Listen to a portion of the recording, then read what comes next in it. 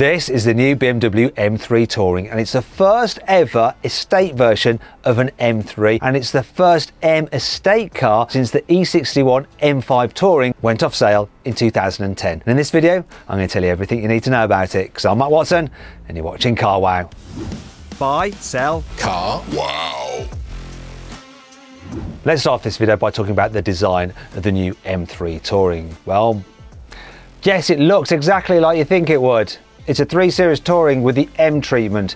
That means, yes, you get that big beaver tooth grille, which I kind of like. From the front, it's identical to the saloon. Also, you get the same 19-inch alloy wheels at the front, 20s at the rear, and the load ride height. You also get the side skirts, and round the back, you've got the M rear bumper with built-in diffuser, big exhaust pipes, and of course, higher up on the estate tailgate, there is a spoiler. Isn't it a great thing that BMW are finally making an M3 Touring? Oh yes, though I did say that it's their first. It's not quite, it's a bit of a lie. See, back in 2000, BMW made for itself an E46 M3 Touring. Just like the normal coupe version, it had a 3.2 litre straight-six naturally aspirated engine with 343 horsepower. It had a 6-speed manual gearbox. It was exactly the same as the normal E46 M3, apart from that touring body style. Thing is, BMW kept it secret. It didn't want anyone knowing about it. In fact, it only revealed it to the public. Oh, look what we did back in 2016. Wouldn't it have been brilliant if they put it on sale? I do not know why they didn't.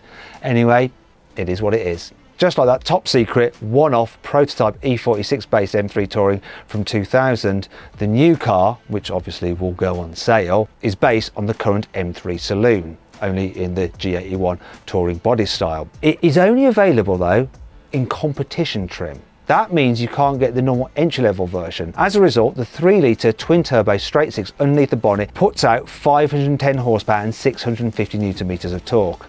Also, because the M3 Touring will only be available in competition, you can't get a manual like you can in the entry-level normal M3 saloon car.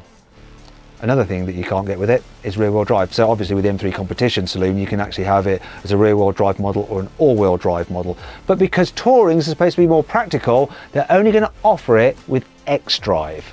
Still, it is switchable X-Drive, so if you want to turn off the four-wheel drive system, so it's rear-wheel drive only, and drive like a complete hooligan, you can. In fact, if you want to see me driving like a complete hooligan in an M3, here you go.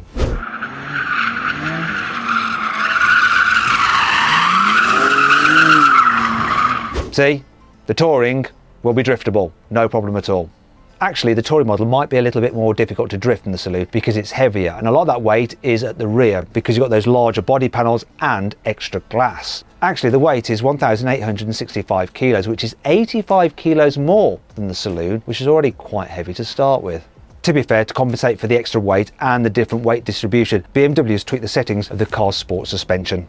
Needless to say, the added weight of the Saloon does affect performance ever so slightly.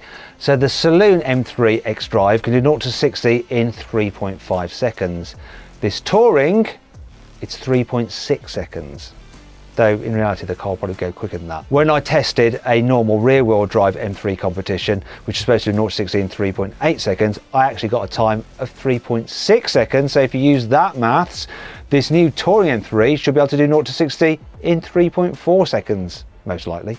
And if that prediction is true, it will mean that this car is quicker at accelerating than its key rival, the Audi RS4. Best time I've had out of one of those is 0 to 60 in 3.6 seconds.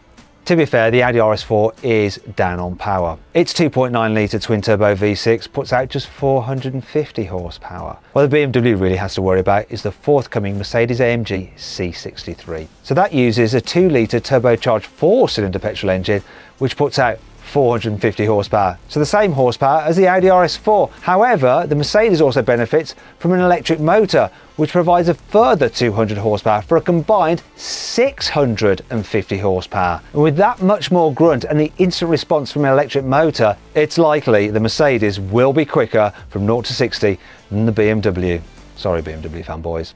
The new M3 Touring has also set a lap record around the Nurburgring for production estate cars. It did a lap in just 7 minutes and 35 seconds. That's 10 seconds quicker than the old record, which was set by an AMG E63S estate back in 2017. That's not even the best bit. This lap time is only 15 seconds slower than the brand new M4 CSL, and that's the quickest production car BMW has ever tested around the Nordschleife. If you want to see more about the bonkers M4 CSL, then you can watch my video by clicking on the pop-out banner, which should be appearing in the top right hand corner of the screen now. If you can't see it, there's a link in the description too. If you're interested in this BMW M3 Touring and you want to see what I think of it when I drive it, make sure you subscribe to this channel and hit the bell icon to turn your notifications on. That way you won't miss it when I finally release my review on this new car. Acceleration is one thing. What about top speed? Well, the normal BMW M3 Competition Touring is limited to 155 miles an hour. However, you can increase the top speed to 174 miles an hour if you pay extra for the optional M Drivers Pack. Bizarrely though, if you fit that pack to the normal M3 Competition Saloon, then you get a top speed of 180 miles an hour. Not entirely sure why the Touring is slower. Where the Touring is faster than the Saloon is the responses from its infotainment system, because it gets the new iDrive 8, which has an upgraded processor and a glorious widescreen curved display, just like in the i4 and the iX. There's also fewer buttons as well. Many are now touch sensitive controls, just like in those two electric cars. To be fair, eventually the saloon version of the M3 will get that system, but not for now. One thing the saloon will never get is the Touring's really useful split tailgate. This is an iconic part of a BMW touring car. Also, the boot capacity of the Touring is 500 litres, which is 20 litres more than the Saloon. And it is easier to load because the opening is much wider than on the Saloon's boot. So then, if you're interested in this new M3 Touring, when can you buy it? Well, you can actually place an order from September this year. Production will start in November, which means that deliveries won't actually take place probably until early 2023. As for the price, it's going to be pretty much the same as the Saloon.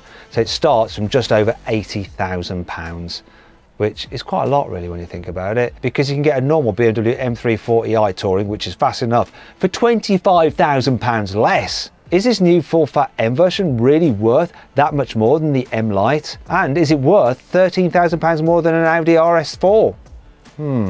Let me know in the comments below.